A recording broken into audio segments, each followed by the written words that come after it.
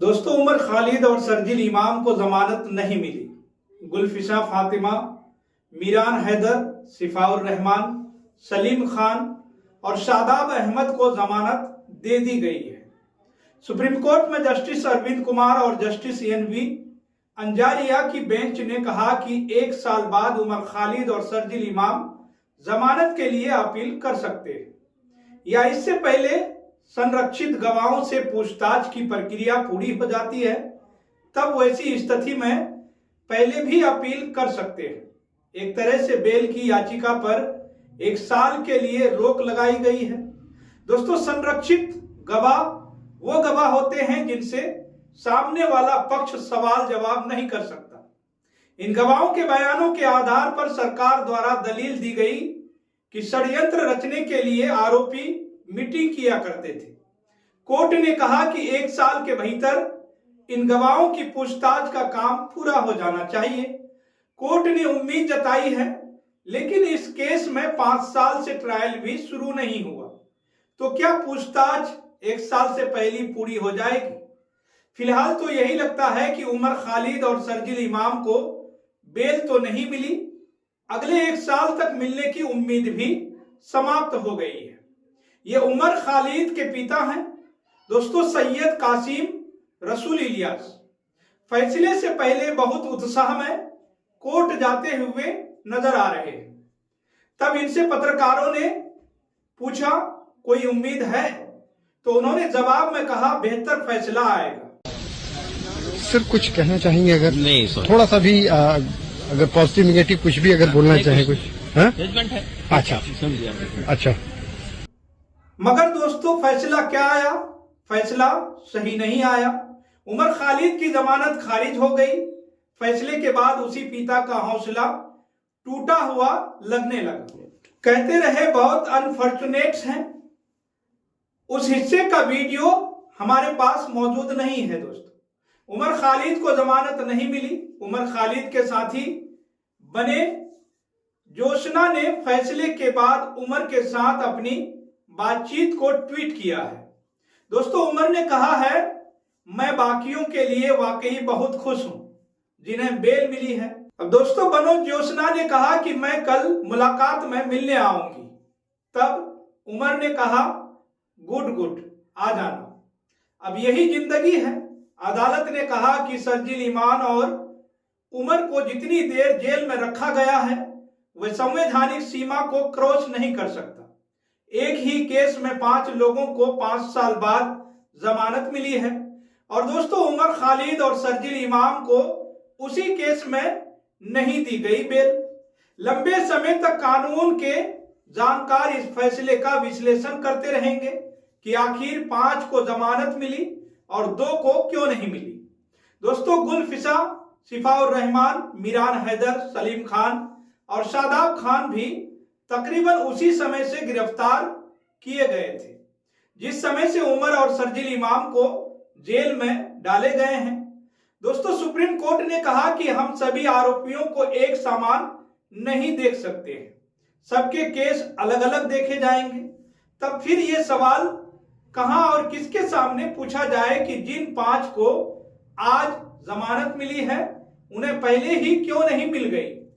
Court ने अपने फैसले में कहा है कि अभियोजन पक्ष के पास जो प्रथम दृष्टिया साक्ष्य हैं उसके आधार पर प्रदर्शनों को स्थानीय स्तर से आगे ले जाने में, योजना बनाने, लोगों को गोलबंद करने और रणनीतिक रूप से दिशा देने में दोनों की केंद्रीय और ठोस भूमिका स्पष्ट होती है। दोस्तों, कोर्ट ने पाया कि सभी आरोपी एक ही पायदान पर खड़े नहीं हैं, क्योंकि सबकी भूमिका अलग अलग तरह की है। सबको एक समान देखना मुकदमा शुरू होने से पहले ही हिरासत में रखने का खतरा पैदा करता है।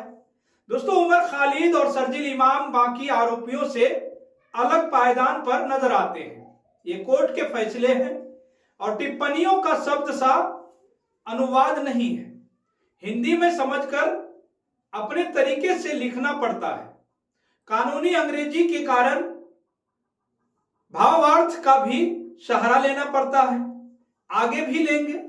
दोस्तों, कोर्ट ने कहा कि कुछ आरोपियों की केंद्रीय भूमिका को अनदेखा करना और कुछ आरोपियों का सहायक के रूप में रोल अदा करने की बात को अनदेखा करने से नतीजे मनमाने हो सकते हैं। दिल्ली दंगों के मामले में इसी तरह के आरोप 2020 में सफूरा जरगर को बेल दी गई। 2021 में नताशा नरवाल और देवांगना कालिता को जमानत मिली, लेकिन गुलिफ्सा और अन्य को जमानत के लिए 5 साल से अधिक समय तक इंतजार करना पड़ा। अब दोस्तों, दिल्ली पुलिस कहती है नताशा और देवांगना के मामले में दिल्ली हाईकोर्ट ने बेल देते हुए यूएपीए की गलत व्याख्या कर दी। कमाल की बात है, इतने साल बाद कहा जा रहा है कि अदालत की व्याख्या गलत थी। इसी मामले में उमर खालिद और शर्जील इमाम को भी जेल में कम से कम 1 साल और रहना पड़ेगा। जब इस मामले के बाकी सारे आरोपियों को बेल मिली, फिर इस केस में ऐसा क्या है कि सरकार के पास उमर और शर्जील इमाम को लेकर क्या अलग सबूत मिले हैं और बाकियों के सबूतों में किस तरह के अंतर हैं, इस पर क्या ही सवाल किया जाए।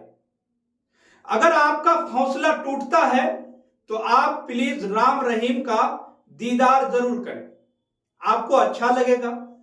किसी को 5 साल जमानत नहीं मिलती और किसी को हत्या और बलात्कार के मामले में सजा मिलने पर भी 40 दिनों की प्रोल मिल जाती है। आज के फैसले को लेकर अदालत के गलियारों में वकीलों के बीच बहस तो जरूर होगी, निश्चित होगी। उम्मीद है दोस्तों वो सभी अपनी अपनी राय खुलकर जनता के बीच भी रखेंगे। कोर्ट ने उमर खालिद और शर्जील इमाम को एक तरफ कर दिया, लेकिन क्या दोनों की भूमिका एक जैसी है? दोस्तों, केंद्रीय ही है। उमर खालिद और शर्जील इमाम के भाषणों की बात करना भी अब बेईमानी सा लगने लगा है। अगर इतने सबूत हैं तो फिर कोर्ट को ट्रायल शुरू करने का ही आदेश देना चाहिए था, जो 5 साल से शुरू अभी तक नहीं हुआ। इस फैसले की समीक्षा होगी, आलोचना भी होगी, लेकिन फैसला है। उमर खालिद और शर्जील इमाम को जमानत नहीं मिल पाई है।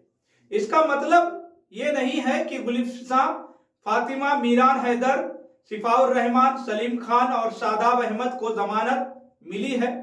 वो किसी मायने में कम महत्वपूर्ण है। इन सभी को जमानत मिली है, लेकिन 12 कठोर शर्तों के पालन करना होगा दोस्तों, वरना जमानत उनकी रद्द हो सकती है। इनके मामले में जेल में रखने की संवैधानिक सीमा क्रॉस हो गई थी या नहीं, ये साफ नहीं है।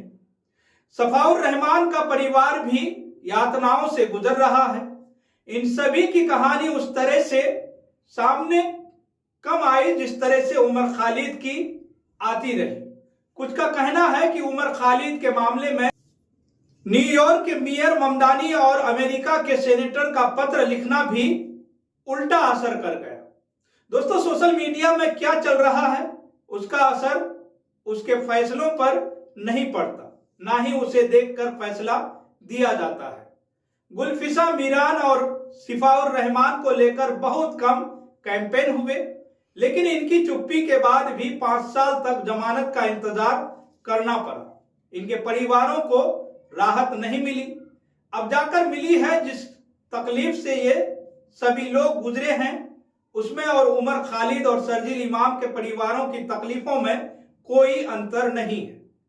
तो फिलहाल दोस्तों, खबरों में इतना ही। आपको क्या लगता है दोस्तों, शर्जील इमाम और उमर खालिद को लेकर आपकी क्या राय है? आप अपनी राय हमारे कमेंट सेक्शन में जरूर लिखिएगा। और साथ ही दोस्तों, अगर आपने अभी तक केनी न्यूज को सब्सक्राइब नहीं किए हैं तो सब्सक्राइब जरूर कर लें और बेल आइकन को भी दबाना ना भूलें।